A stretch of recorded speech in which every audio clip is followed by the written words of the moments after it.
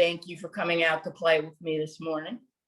We're talking about succulents, and I've been going around for the last week, and people have been looking at me strangely because I asked them, what do you think of when you think of the word succulent? And I don't mean the plants, but in other areas. Juicy, voluptuous, cushiony, it's succulent. Food is succulent. And that's what these plants are. These plants are succulents. And that's because they have developed a way to retain moisture so that in dry times, they still have the ability to grow.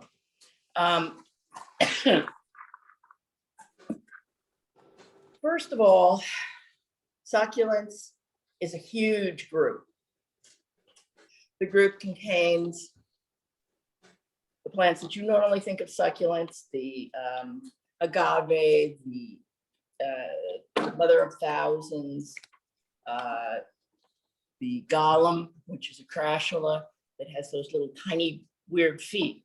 And within that grouping, you have cactus. All succulents store water in unique ways, but all cactus have, well, I don't have a cactus here. Okay, cactus have spines. They have little barbed things that come out. And they all have the same ability as the major group of succulents to retain their own water. There are succulents, cactus are only found in the United States or South America. Sorry, we're experimenting on the prop bench to see if we could clear one of the nozzles. So that's that weird sound you hear.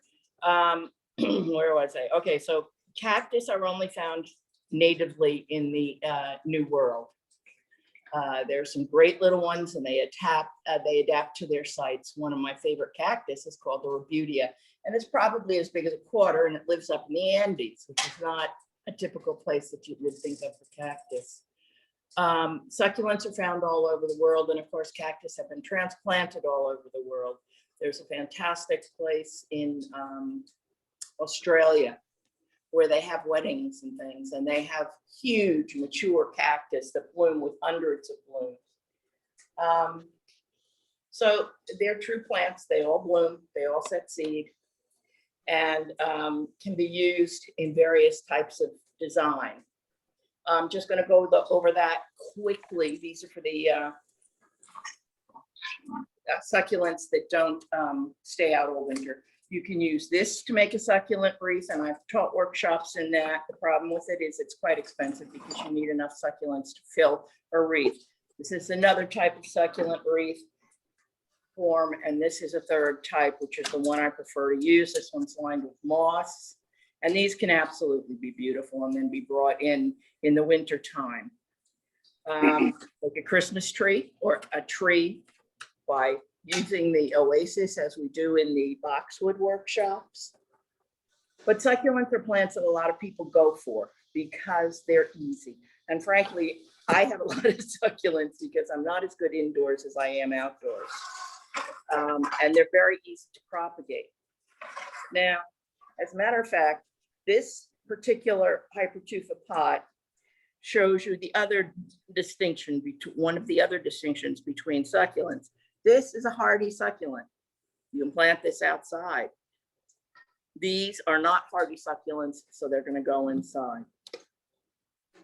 Outside, you can do lots of things. I have an old bird bath that's filled with succulents, and I plant my walls with succulents. Unfortunately, the red squirrels have found ways to pull them out. But if you ever go to Wave Hill, which right now is accepting timed admissions, they have wonderful walls planted with succulents and cactus. They have a waterfall of the bunny rabbit ears cactus that comes down over one of the stone walls, and also in the hypertufa troughs.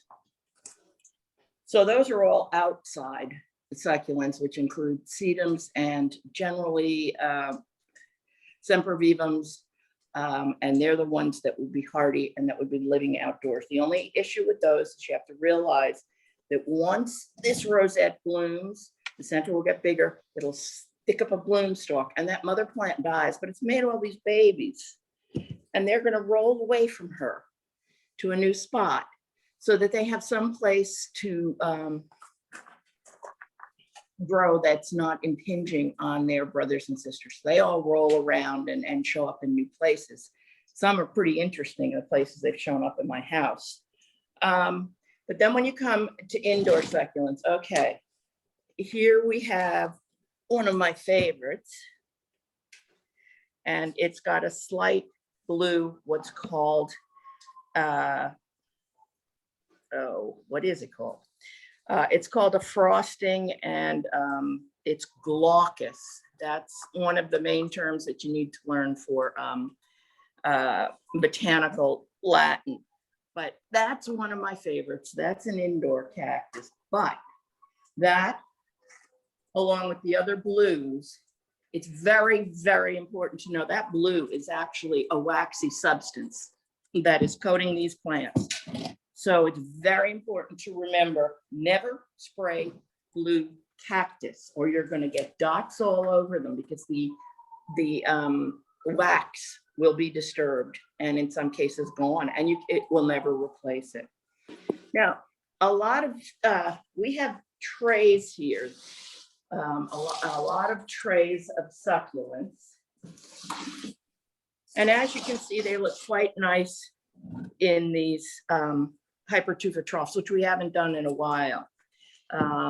But we have made them in the club, but something rustic works quite well. Or, and this is one of mine I brought from home that I'm going to divide. Oops, hang on.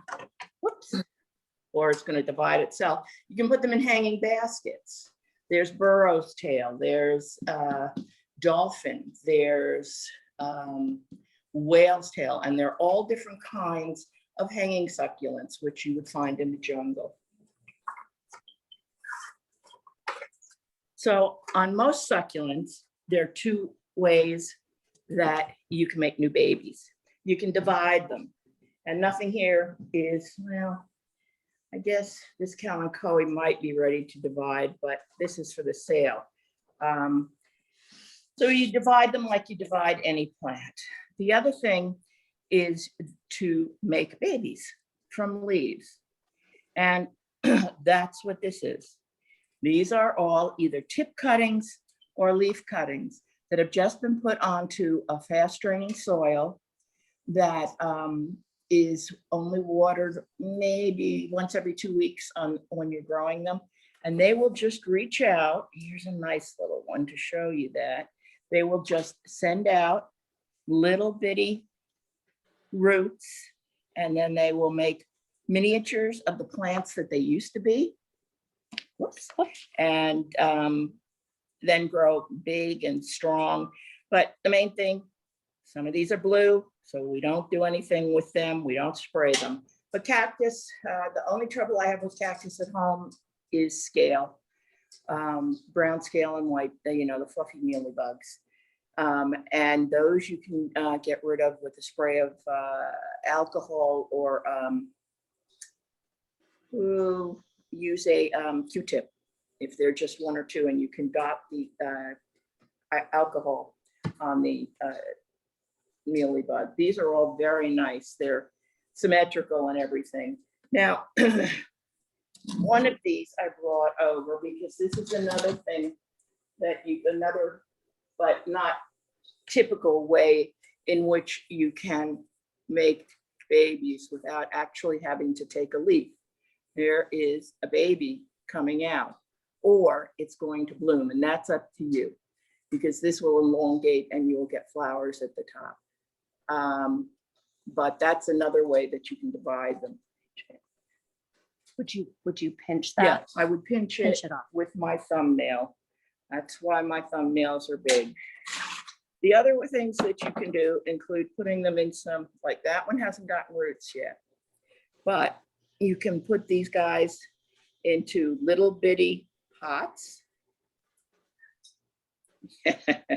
Little bitty pots. And do several of them clumped together as a group.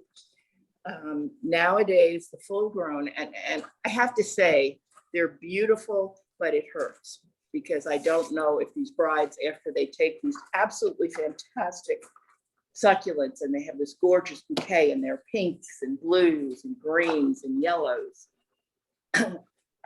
what do they do afterwards? Please tell me that you're going to put them in soil and let them develop roots. So this is a container that I have filled with a high draining porosity. So high draining porous soil that we have here at the greenhouse. That means that the roots are not going to rot out because the water will drain very quickly out of the soil. Even in the summer at high noon, you're only going to water your succulents once a week. In the winter, once a month. Now, I always feel the best way to water anything is underneath the plant leaves or from the bottom if you can, but in some cases you can't water a succulent from the bottom, depending on how large I have a gasteria in a pot that's probably 2 feet in diameter, and I'm not going to be watering that from the bottom. And the shapes of the succulents are developed so that the water runs to the right place. In other words, it comes down through the leaves and to the base of the plant. And in the wild, the babies are all underneath the parent so that they get some shade. When I was out in the desert in California, it was really fascinating. You should have these big, huge cactus, and then you'd have little mini-me's hanging all over. Now, when you're spraying with the alcohol or using the alcohol, I don't dilute it. I just use the 70% that you can generally get at CVS. That's something I always keep in my arsenal, that and hydrogen peroxide. Now, I don't use hydrogen peroxide on succulents because there should never be a case where you've watered a succulent enough that you have mildew or mold on it. So, okay, let's see. So this is what we're going to do next. This is a Sansavaria. Actually, it's not, and I can't remember what class it's just been moved into. Makes me crazy, you know, after 50 years, it's got a new name. But we call it snake plant, mother-in-law's tongue. And there are lots of them, and they're all different shapes. And they're the best plant for in the house because they take shade. They only need to be watered about once a week in the summer and once a month in the winter. I absolutely was ready to kill my husband because I have 18 or 20 of them from the ones he brought home from work because he didn't want them alone during the pandemic. But in order to make more of these, it's a very unique form of propagation. I'm going to cut this, making sure I remember which is the bottom, into slices. I'm only going to do a few because I want to do some other things in this container. All you're going to do is this. Stick it in like that. And we had some here at the greenhouse that we did one year. Mari was really excited about it. And that's all you do. You don't have to cover it or anything else. Just mist the soil every couple of days so that there's some moisture, but not a lot. Now, what I've done is put them right in here. But what you're going to do is you're going to wait 24 hours before you put them in there because the amount of moisture that these leaves retain is great enough to cause root rot if you put them in right away. And that's the same thing with any of the succulents, including your geraniums, pelargonium. They are succulents. They want to only be watered, I'd say in the summer in my baskets where they really dry out, I water them every other day. But again, if you're going to do cuttings and put them into a soil for them to root, the best way to do it is to let them callus over for a day or two. These guys, this plant, as you can see, is a mess. It's all dyed back around the bottom, and it's unsightly. However, it's a very easy plant to root. If you look at, oops, this section, Kara, can you take that so they can see the roots? It's already put out air roots. Oh, can you see?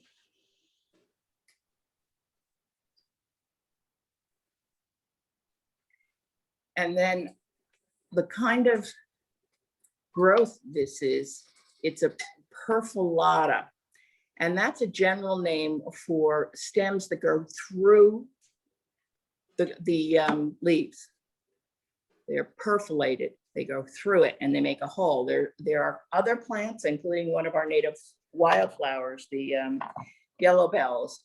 It's perfilata because you can tell them apart. One of them has a leaf that wraps around the stem, so that's perfilated the leaf. And the other ones are just, they regularly have the little stem that comes out from the main stem that the leaf is on. So this can be done in a couple of ways.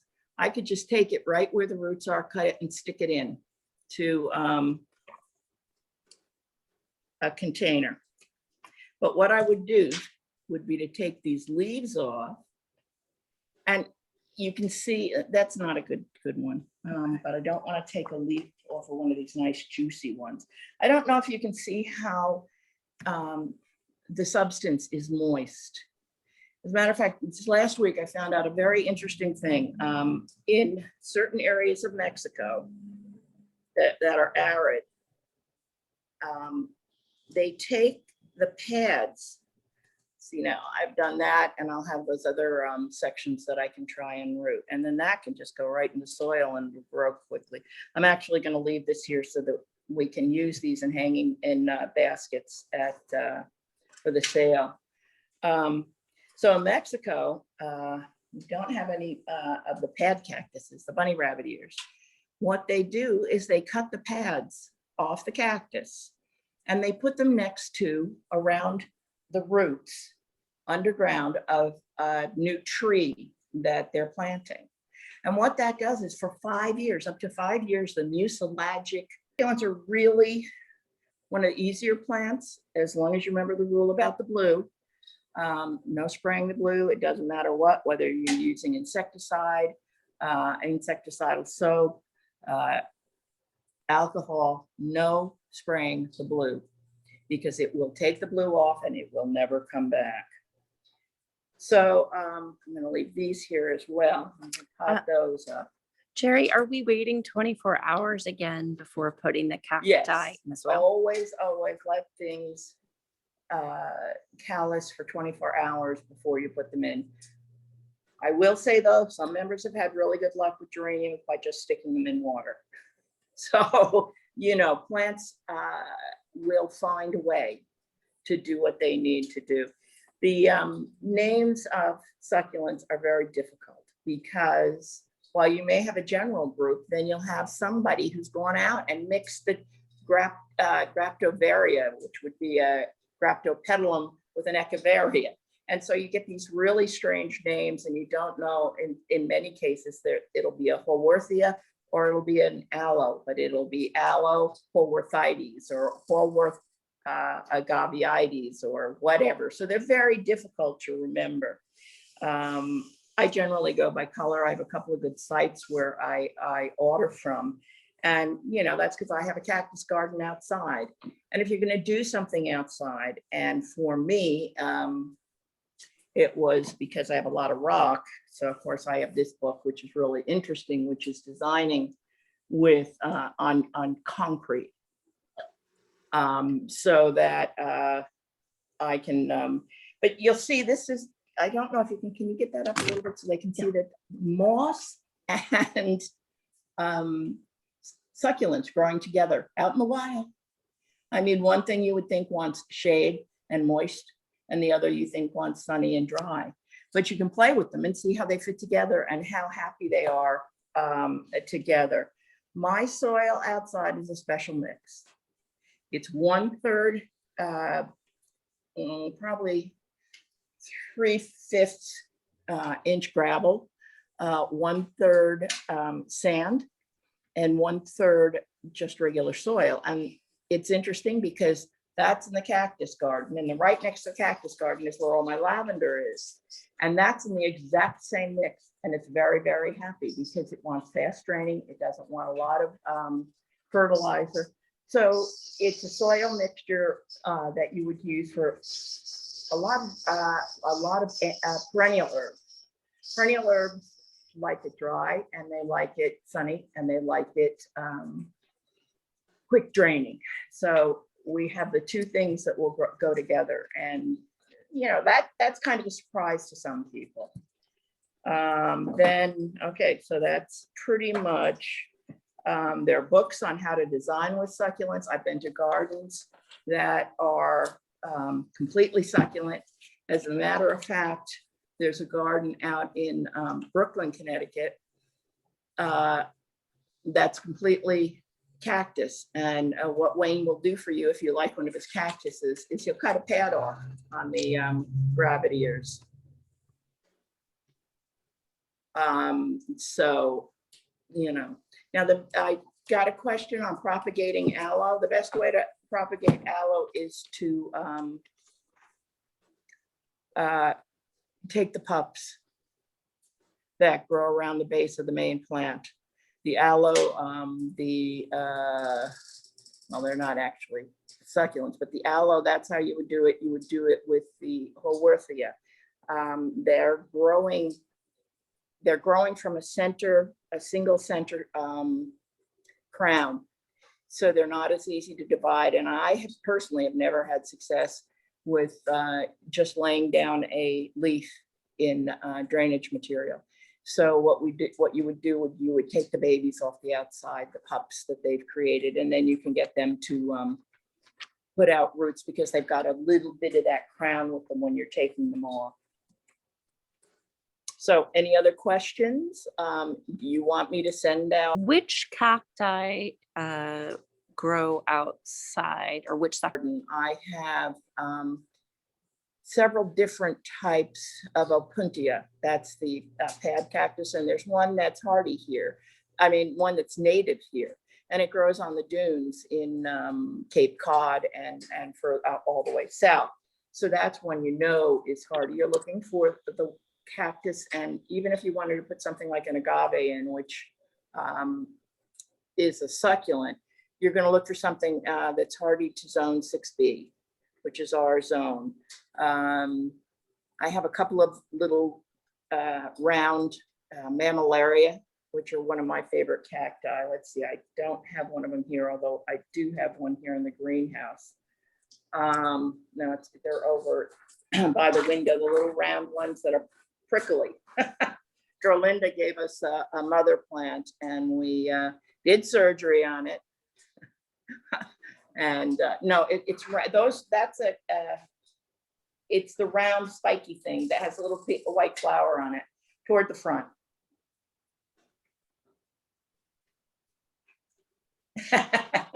Yeah, that's right.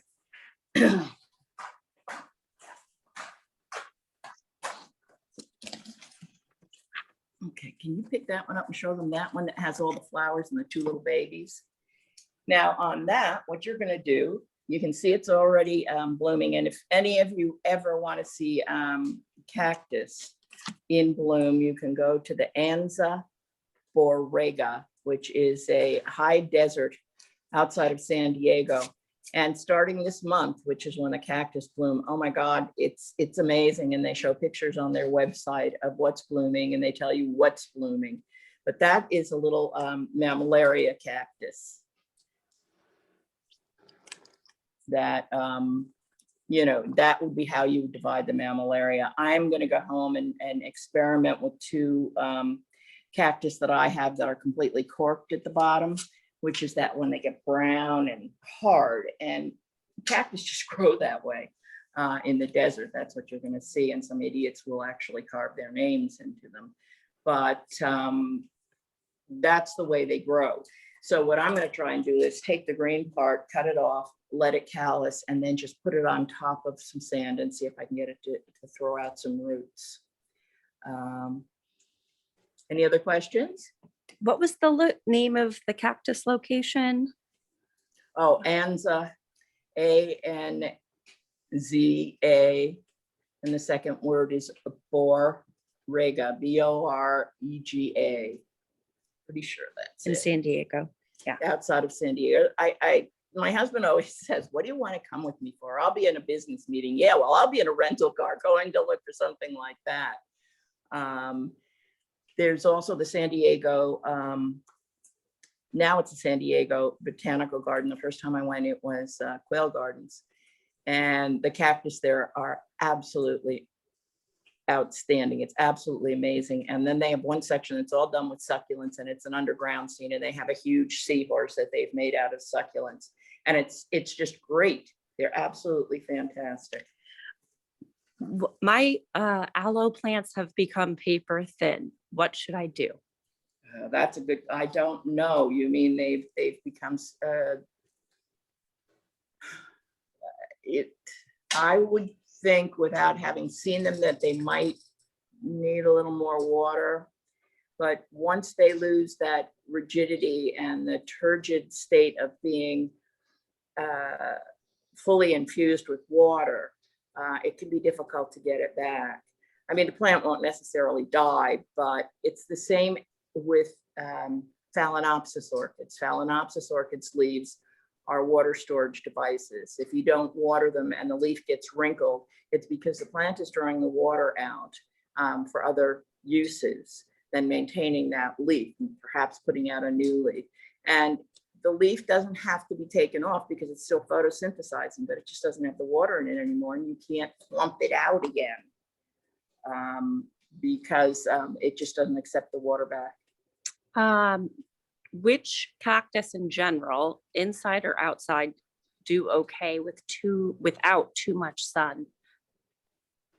Well, as I said, the Sansavaria is a perfect one, and there are probably 50 or 60 different ones. There's a cylindrica. There's one that's a short yellow that only gets to be about that big, and in a shade pot. Does that pop, that yellow? If you had it in with something like a heuchera or something, remember, we don't have to do all our pots with annuals. We can put perennials in and then do whatever we want to with them. You know, the outdoor ones, the sedums will do well. You know, I threw, what is that one sedum that blooms in the fall? It's very tall and it's got silvery leaves, and you throw it out at the end because there's so many of them. But that I threw on the compost heap, and 2 years later pulled it out and planted it someplace new because they're very hardy and resilient. So if you don't have 12 hours of light, it's okay. 6 or 7 is okay, or and even less if you have it when it's facing west. West sun is much stronger than east sun, so that anything that's in the east, that's a Sansavaria. Yep. But that one I keep in the house. As a matter of fact, I don't put any of my indoor succulents outside because even with the opuntia I have outside, the squirrels will steal the pads. Mm-hmm. So you'll come and you'll have this gorgeous something like this one, because I love the blue ones, and you'll have something like this, and it's looking absolutely gorgeous. The next day, all the leaves will be chomped on, and it's squirrels or some other varmint. They are not they're not impervious to our wildlife around here. But you know, you can go online and look up specific cactus or succulents, or you can put in sun succulents less than 5 hours of sun, and you'll come up with a list of succulents that way. It's really interesting because I think one of the best websites for the particular plant that they sell is O'Brien's nursery up in Plantsville. No, it's not in Plantsville.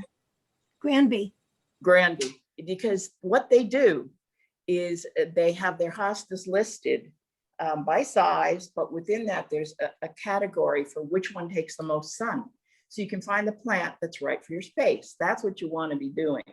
So if you have a spot where you want to put succulents and you don't know if you have enough light, then you Google succulents to get 5 hours of east sun, succulents that get 5 hours of west sun. And make sure you put in that zone 6B because that's important. You should see I should have taken a picture. You should see my cactus garden right now because the opuntia actually, the rabbit's ears just droop completely in the snow. And they lay down flat and they look like they're dead, but they're not. They're all going to come back. You know, so it's a good plant to have around when you're not able to do a lot of care. Any other questions? I'd like you guys to do me a favor. If there are lectures or Zooms or something that you would like us to prepare, put together, send me an email, jerredawson@mac.com, and we'll see what we can do. Normally this time of year, we would do knife sharpening, and I know everybody loves that, but you know, I don't know if that's what we want to do, although it is something we should have. Everything should be sharpened as we go outside right now to look around and see dead branches and things that need to be pruned. But don't prune everything. Don't cut all your stuff back. Don't clean out your garden right now because there are good bugs that are living in there. And if you clean them up too well, you're taking away all the places where they live. Jerry, could you show us the books again, please? Oh, sure. This one is Timber Press, one of my favorite publishers.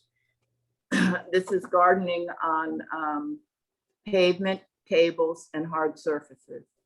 And for those of us with lots of walls, that's really great too. Then designing with succulents. No, it's got a mother of thousands on the back. That's one thing you do need to be a little bit careful with because a mother of thousands will drop all those little babies that form along the edge of the leaf and you'll have thousands. And then the last one, this is really good. This again, this is not Timber Press, but it's hardy succulents, and it will tell you which succulents are hardy in our area. Some of the ice plants, they get those nice purple and pink leaves. There you have one of the opuntias blooming in the springtime, and some of them have different colors, and some of the pads are purple and some of the pads are green. And again, you just cut that pad off and you do exactly what we did with the Sansavaria. You just stick it in like that. As a matter of fact, if the squirrels drop them, I have a new plant someplace because that's what they'll do with them. But there are just so many different things you can do. Oh, that's my favorite. And they say it's hardy to zone 6. This one is Victoria Regina, Queen Victoria. And it's absolutely one of my favorites. I love the symmetry of it. It's the Fibonacci sequence in the leaf arrangement. And it's just wonderful. It's great. Once we can get into the glass house at the NYBG, we could even take a trip and go through the cactus gardens there. They're absolutely stunning. And you go past you go through a tunnel with a brugmansia that's as big as the greenhouse with all those huge foot-long tubular flowers hanging down. But that's another one. You do have to have good drainage, but that's the most difficult thing to work on, you know, finding out how to do your soil that way. And these are the, these are the sempervivums, the hobovaras, but they're with a sedum up here. This is a blue-green sedum. So you have all different shapes that you're playing with, all different colors, all different textures, which is what we use in our palette in the garden. Well, thank you very much, Jerry. And thank you for attending. And we will put this on the website. You're very welcome. Great presentation. Thanks. Thanks so much. It was great. Have a good day. Bye-bye. Bye.